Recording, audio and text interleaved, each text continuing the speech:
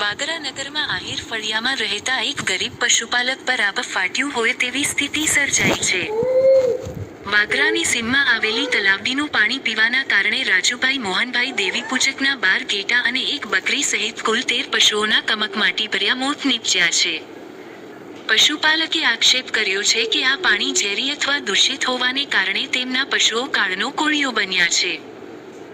બીજી તરફ, પશુ દવાખાનાની લાપરવાહીએ બળતામાં ઘી હોમવાનું કામ કર્યું હોવાનો પણ આક્ષેપ કરાયો છે, જેના કારણે સ્થાનિક પશુપાલકોમાં ભારે રોષ જોવા મળી રહ્યો છે.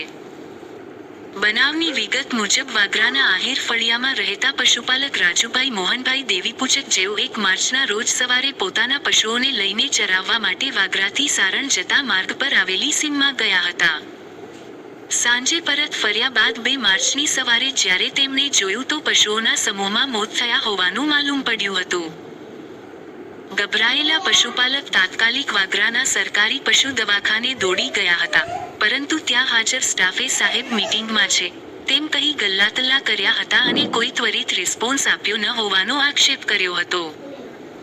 આખરે જ્યારે ડોક્ટરે આવીને ઇન્જેક્શન આપ્યા, ત્યાં સુધીમાં 8 ઘેટા અને 1 બકરીના મોત થઈ ચૂક્યા હતા અને ઇન્જેક્શન આપ્યા બાદ પણ વધુ 4 ઘેટાએ દમ તોડ્યો હતો.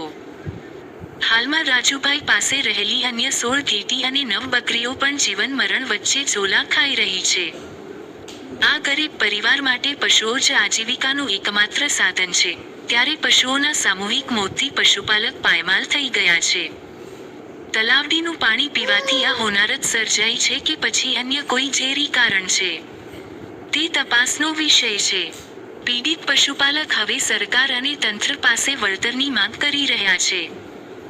શું તંત્ર આ ગરીબ પશુપાલકની વારે આવશે કે પછી ફાઇલોના ગૂંચવાડામાં આ મામલો દબાઈ જશે તે જોવું રહ્યું.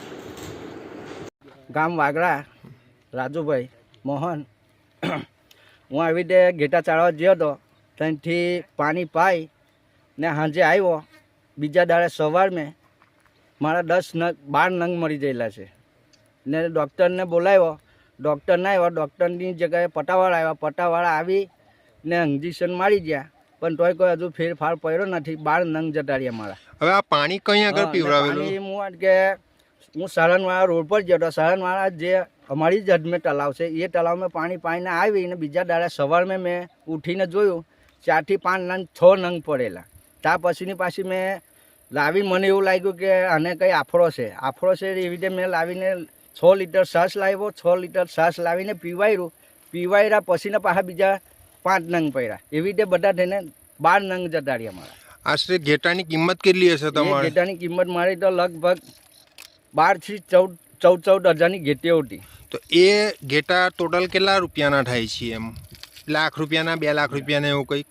એમ તો 15-15ની ગણતરી વસ્તુ થાય કેટલા નહીં, 2 લાખ ઊંડીની વસ્તુ થાય. એટલે 2 લાખ રૂપિયાના ઘેટા તમારા જતા રહ્યા છે. હા. કેમિકલ વાળા પાણી પીવાથી કે એવું કંઈક છે તમને? એવું કંઈ આવે એ તો કંઈ ખબર નહીં આવે.